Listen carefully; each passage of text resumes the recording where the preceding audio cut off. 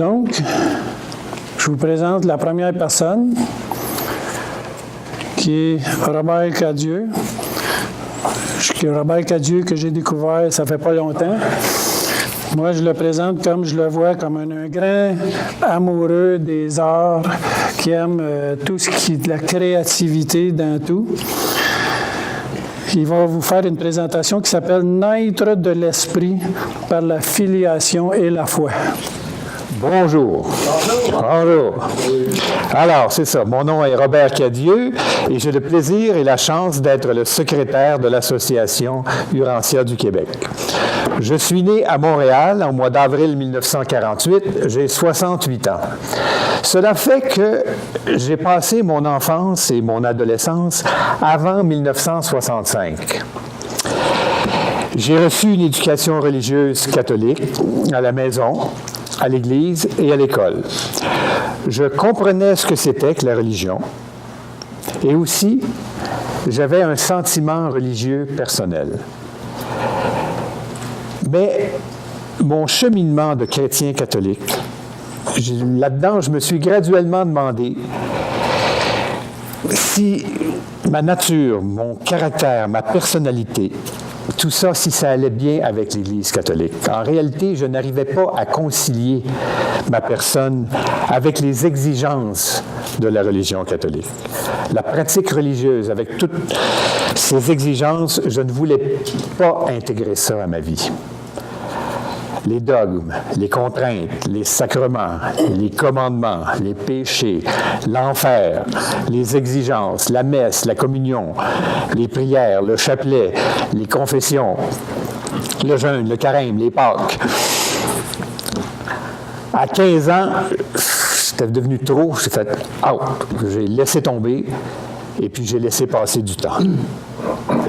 Puis, de 18 à 20, 21 ans, je suis revenu à des réflexions religieuses. J'ai repensé à Dieu et je me suis demandé sincèrement, est-ce que je veux croire en Dieu? Je voulais prendre une décision. Et ma réponse a été oui, parce que j'avais toujours ce sentiment religieux intérieur. L'esprit conjugué travaillait en moi sans que j'en sois conscient. Et à 23 ans, j'ai trouvé le livre d'Urantia. Des fois, j'ai pensé que c'est lui qui m'avait trouvé. Et je pense que je l'ai trouvé parce que je le cherchais. J'ai su qu'il allait être le livre de ma vie. Ça fait 45 ans de ça. Il est mon guide principal et il le sera jusqu'à la fin. Pourquoi? Parce que le livre d'Urantia nous a été donné par des personnalités spirituelles pour nous révéler la vérité sur Dieu. Et cette vérité, j'en avais besoin. Avec le livre d'Urantia, j'ai repris ma croissance spirituelle. Je ne savais pas encore ce que c'était que naître de l'esprit. Je suis lentement devenu conscient que mon sentiment religieux intérieur était la présence de Dieu en moi et que je ressens cette influence spirituelle en permanence. C'est arrivé graduellement, ça a grandi jusqu'à ce que je sache en toute conscience, par la révélation et surtout par Jésus, que l'Esprit du Père habite mon mental et me guide spirituellement. Je crois en Jésus et je sais que ce qu'il a enseigné est vrai. Mon cheminement dans la compréhension s'est fait par le royaume des cieux, la filiation et la foi. Jésus a maintes et maintes fois parlé du royaume des cieux, mais c'est une de ses citations les plus concises est celle-ci. Le royaume des cieux se compose de 3 éléments essentiels. Premièrement, la reconnaissance du fait de la souveraineté de Dieu. Deuxièmement, la croyance à la vérité de la filiation avec Dieu. Et troisièmement, la foi dans l'efficacité du suprême désir humain de faire la volonté de Dieu, d'être semblable à Dieu. Et voici la bonne nouvelle de l'Évangile. Par la foi, chaque mortel peut posséder tous ces éléments essentiels du salut.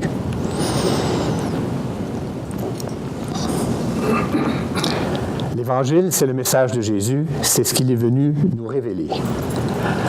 Ensuite, l'assurance de la filiation. La filiation, c'est d'abord un sentiment humain. D'abord, la filiation qui nous relie à nos parents terrestres, ensuite la filiation spirituelle qui nous relie au Père universel. Ça devient ma conscience personnelle de la présence de l'Esprit en moi. La religion que Jésus est venu nous enseigner est une religion dynamique, en même temps qu'elle est une religion personnelle. La grande révélation, c'est que c'est la religion de l'Esprit. La religion de l'Esprit qui vit en moi, qui m'accompagne et avec qui je suis associé et avec qui je suis destiné à fusionner. La filiation et la foi ne me sont pas étrangères puisque ce sont des dons du Père. À propos de la filiation, Jésus a dit « Souvenez-vous toujours que la filiation est un don. Nul enfant ne doit s'occuper de gagner le statut de fils ou de fille. L'enfant terrestre vient à l'existence par la volonté de ses parents. De même, l'enfant de Dieu parvient à la grâce et atteint la conscience de l'Esprit par la volonté du Père qui est aux cieux. Il faut donc que le royaume des cieux, la filiation divine, soit reçu comme par un petit enfant. On gagne la droiture, le développement progressif du caractère. Mais on parvient à la filiation par grâce et au moyen de la foi. Lorsque je prends les paroles de Jésus pour appuyer mon propos, je sais que je m'appuie sur la vérité. Jésus est la vérité. Pour moi, voilà la marche à suivre. C'est pour cela que si j'ai l'assurance de la filiation par la foi, je suis né de l'Esprit et je suis un fils de Dieu par la foi. Maître de l'Esprit, c'est lorsque par le mental, je prends conscience que l'Esprit m'habite. C'est lorsque, éclairé par ma conscience spirituelle, ma volonté décide de vivre à la hauteur de l'association du mental et de l'esprit. Que ma volonté a pris position en dehors de la facilité, qu'elle a décidé d'agir avec loyauté et sincérité. Naître de l'esprit, c'est marier le désir humain et la foi spirituelle. C'est comprendre l'efficacité de l'influence spirituelle de mon ajusteur de pensée, la source, l'origine de ma vie spirituelle. Je perçois qu'il y a un plan divin dans le développement de l'humanité, qu'il y a un chemin à parcourir, un but à atteindre. Trouver Dieu.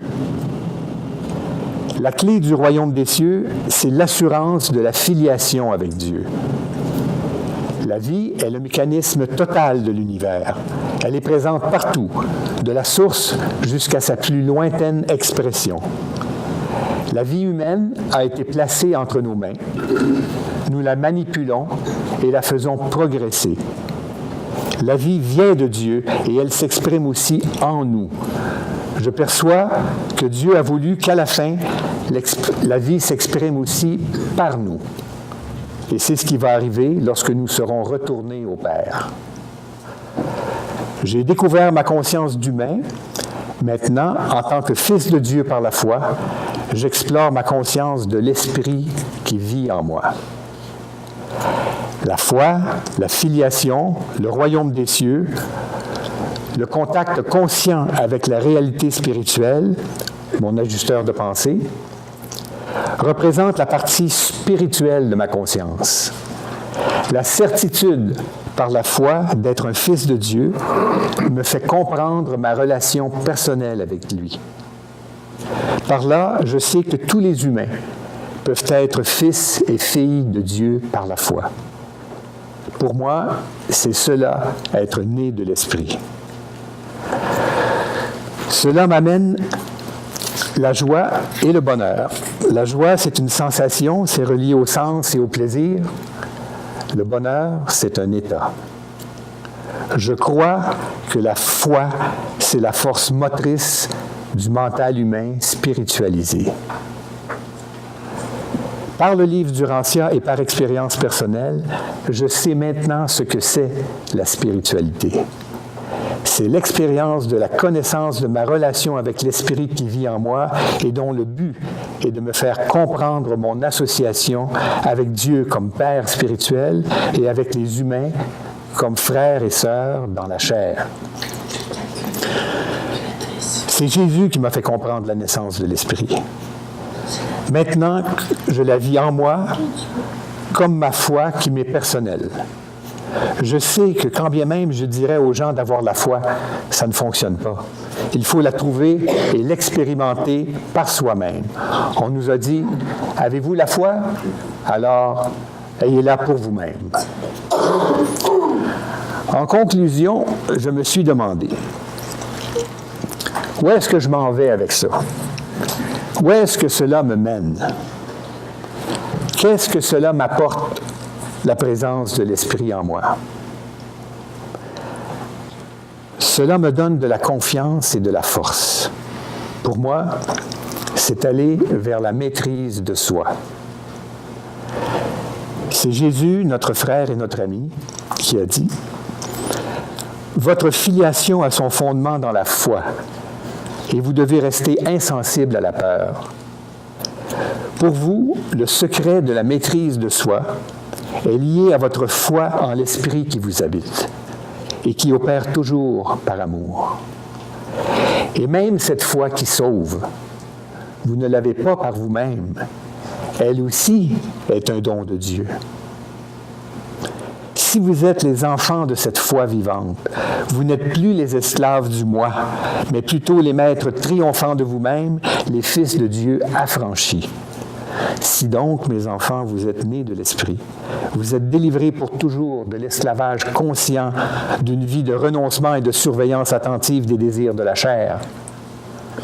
Vous êtes transférés dans le joyeux royaume de l'Esprit, d'où vous produisez spontanément les fruits de l'Esprit dans votre vie quotidienne.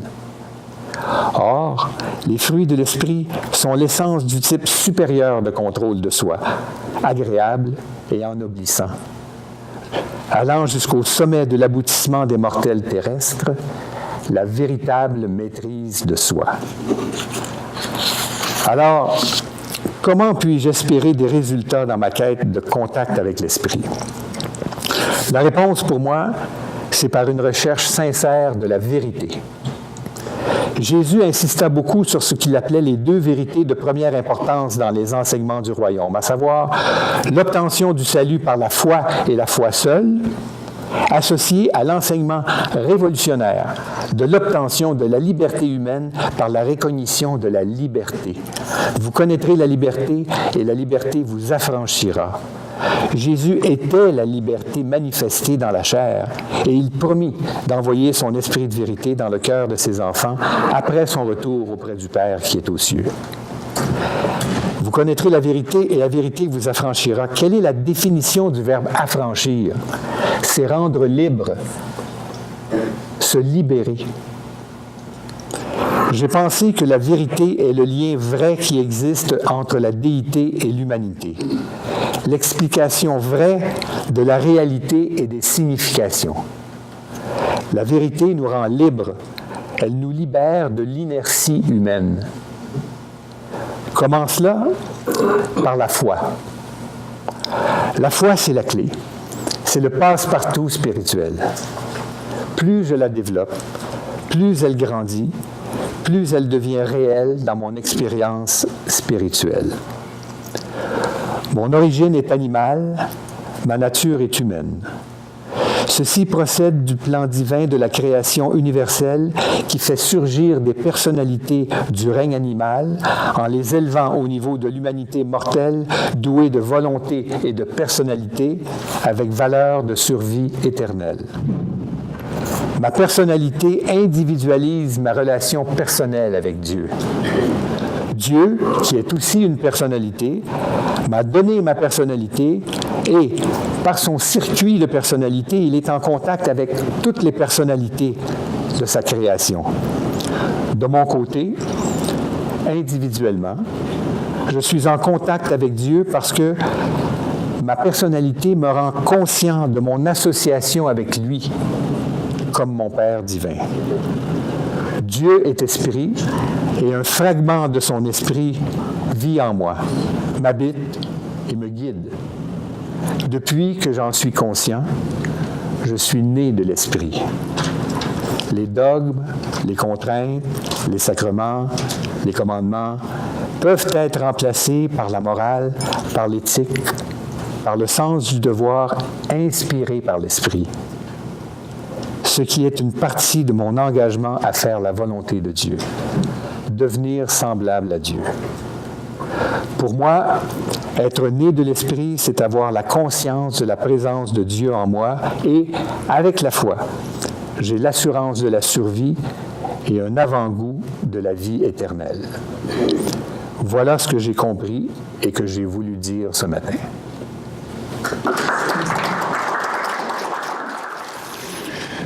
Moi, le titre de ma présentation, ça s'appelle « Naître de l'Esprit ». C'est quoi? Ceux qui lisent le livre de Rancia, non pas le livre de Rancia, mais la réflexivité, ils ont vu mon article que j'ai écrit à ce sujet-là. Je me suis aperçu en parlant à différentes personnes que c'est pas tout le monde qui lise le livre de la réflexivité. Donc, je vais répéter un peu ce que j'ai écrit dans cet article-là. Pour écrire cet article-là, j'ai fait une recherche pour savoir est-ce que c'est écrit à quelque part dans le livre de Rancia, c'est quoi exactement naître de l'esprit. Ça va donner un aperçu un peu technique, un peu moins témoignage. J'ai beaucoup aimé la présentation de Robert. Ça l'a très bien mis la table pour nous mettre dans l'atmosphère de ce qu'on aimerait que toute la journée se passe. Moi, ce que je vais présenter, c'est comme je dis, c'est un petit peu plus technique. C'est quoi le naître de l'esprit? C'est pour pas qu'on s'en aille. Moi, je pense que c'est ci, moi, je pense que c'est ça. On va regarder dans le livre de Rancia, qu'est-ce qu'ils en disent. Il y a une citation qui dit « Un enfant existe environ 9 mois avant de faire l'expérience de la naissance. » Mais la naissance de la religion, puis la religion, là, c'est la gestion de la vie spirituelle. Ça, c'est ma définition à moi. Donc, la naissance de la religion n'est pas soudaine. C'est plutôt une émergence graduelle. Ça fait penser à ce que Robert a dit. Lui, c'est arrivé graduellement dans sa vie. Néanmoins, il y a tôt ou tard un jour de naissance. On n'entre pas dans le royaume des cieux sans être né à nouveau, né de l'Esprit. Ensuite, là, j'ai une autre citation. Là, c'est Jésus qui parle à Nicodème. Puis il dit « Néanmoins, je te déclare qu'à moins de naître de l'Esprit, un homme ne peut pas entrer dans le royaume de Dieu. » Nicodème lui répond «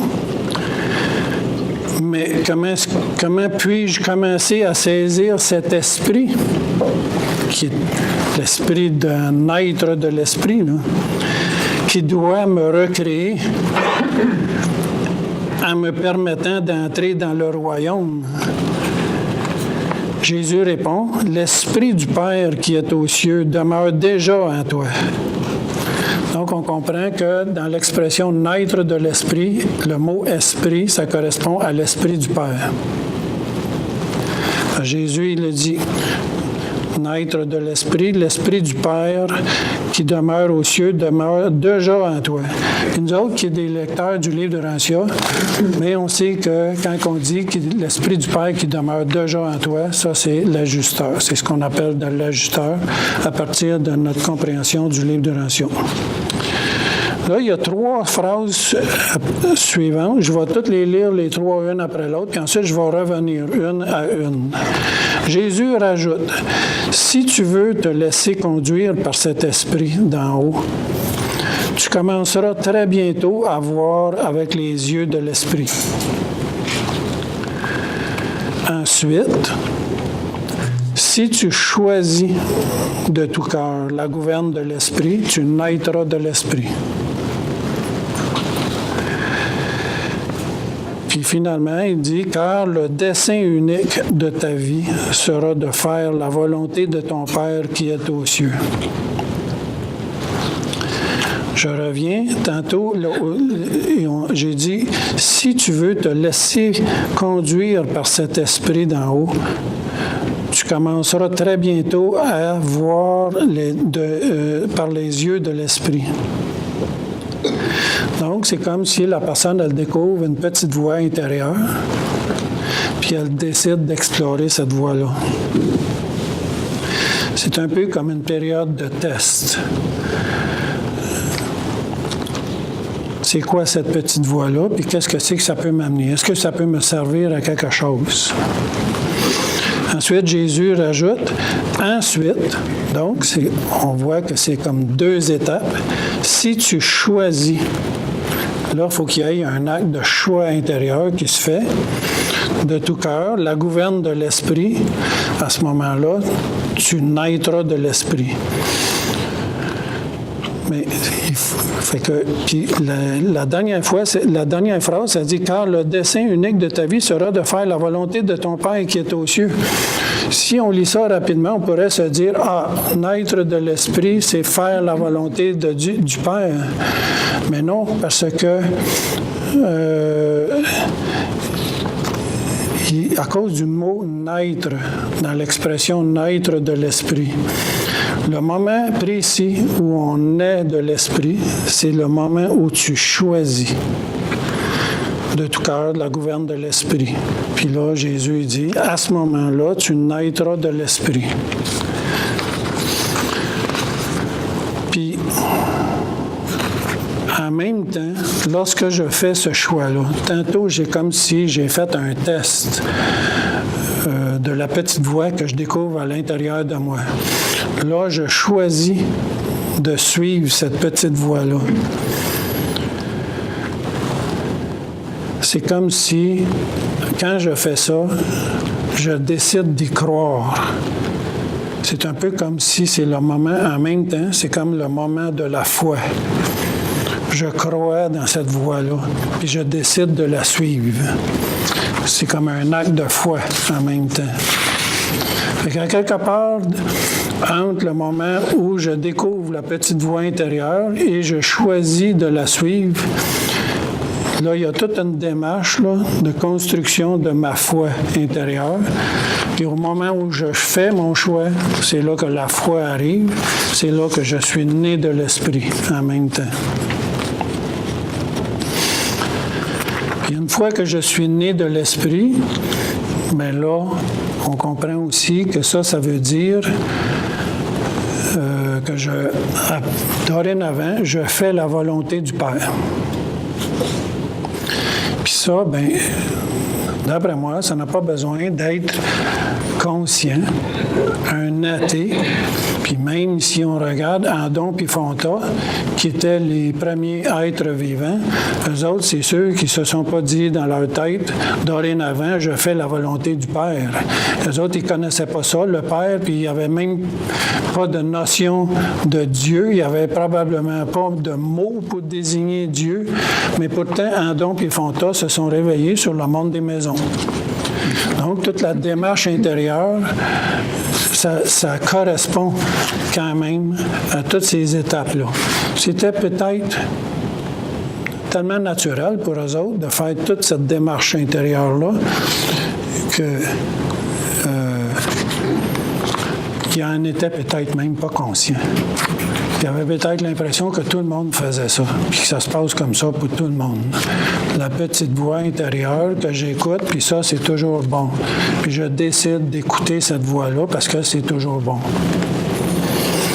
Il y a une citation dans le livre d'Urantia à propos de faire la volonté du Père, parce que j'ai l'impression que peut-être que les discussions qu'on va avoir vont peut-être déboucher un petit peu sur ça. C'est quoi faire la volonté du Père?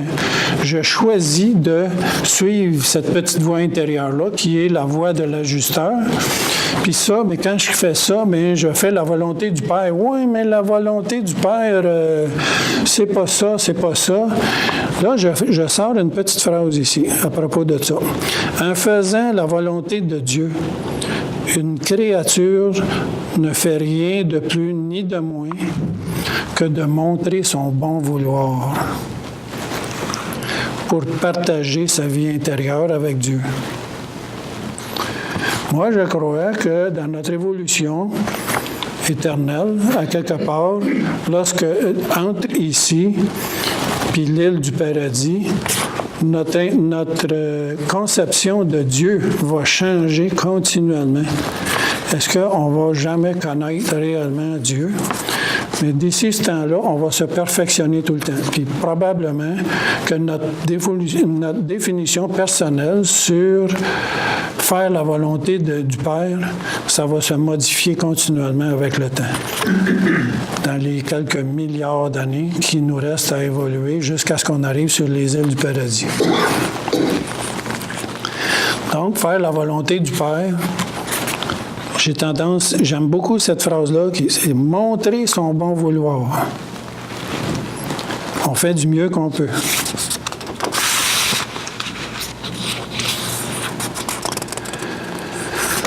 Donc, moi, j'ai fini ma présentation. Fait que,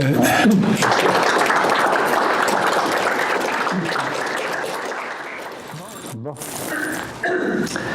On est toujours dans la naissance. Imaginez que vous êtes un poussin dans votre œuf. Et là, le moment est venu de sortir. La nature a prévu un petit bec dur, puis là, vous commencez à casser la coquille tout le tour. Puis là, un bon coup de tête, puis le couvercle saute en dehors de la coquille. Wow, c'est beau! L'appartement est grand, tu sais, à comparer ce qu'il y avait avant. On s'entend qu'il va dire c'est beau en autant qu'il ne se trouve pas en dessous du derrière de sa mère. C'est pas si beau que je pensais.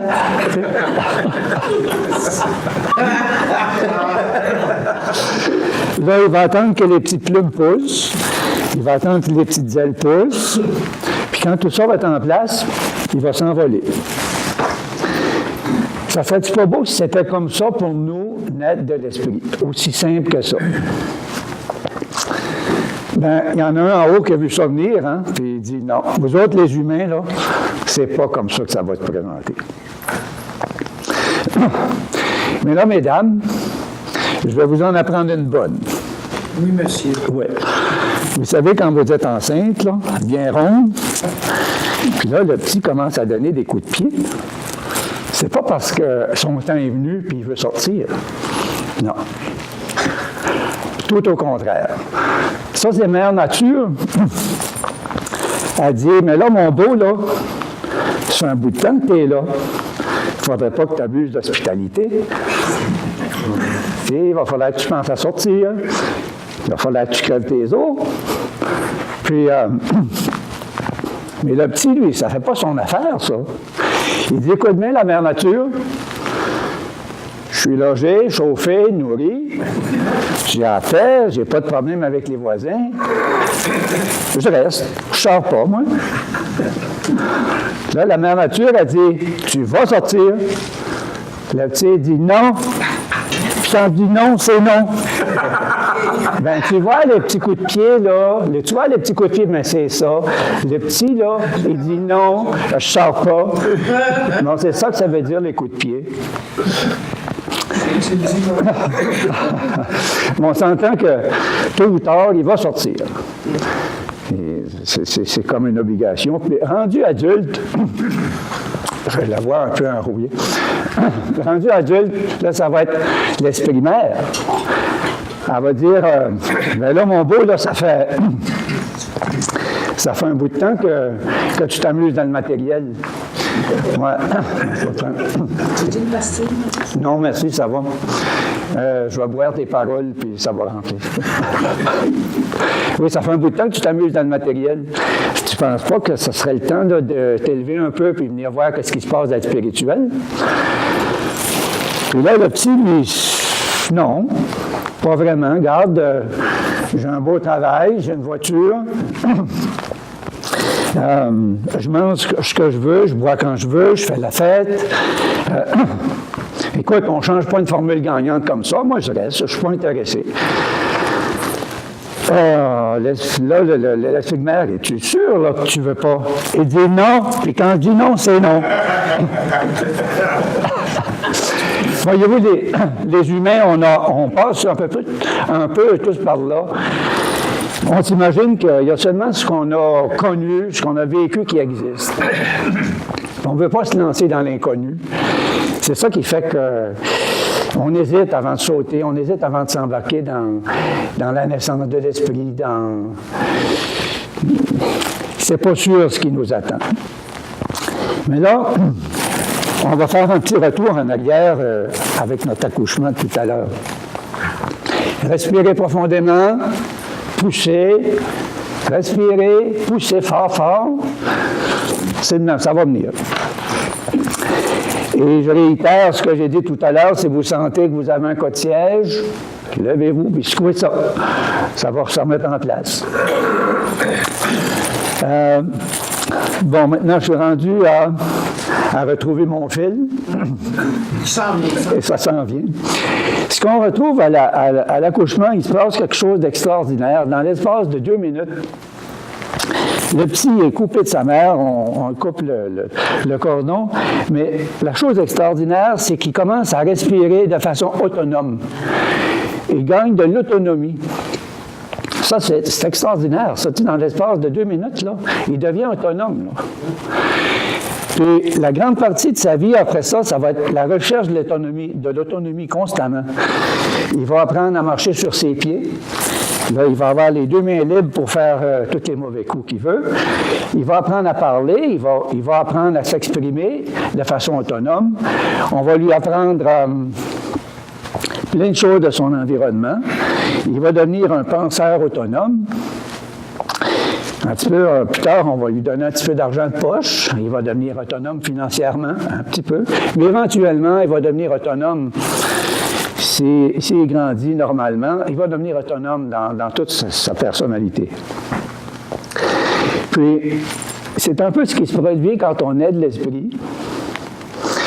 On acquiert de plus en plus des connaissances, des niveaux spirituels qui, à chaque marche, nous apportent de l'autonomie. L'autonomie dans notre façon de penser, l'autonomie dans la valeur de nos décisions. Plus on a de la connaissance, plus notre connaissance des décisions qu'on prend est vraie et bonne, plus ces décisions-là ont de la valeur pour notre croissance spirituelle. Si on prend par exemple un enfant qui décide de manger les Smarties bleus avant les Smarties rouges, on s'entend que ce n'est pas un grand pas pour sa croissance spirituelle. Par contre, l'adulte qui base ses décisions sur des valeurs morales, ça a une grande valeur. Puis, entre nous, je ne sais pas si je suis né de l'esprit, mais si on m'offre le contrat, je vais dire oui, je le veux, oui, puis quand je dis oui, c'est oui. Puis là, je vais faire comme le petit oiseau, puis je vais m'envoler. Alors, c'est pas plus compliqué que ça pour moi, la naissance de l'esprit. C'est tout ce que j'avais à vous dire.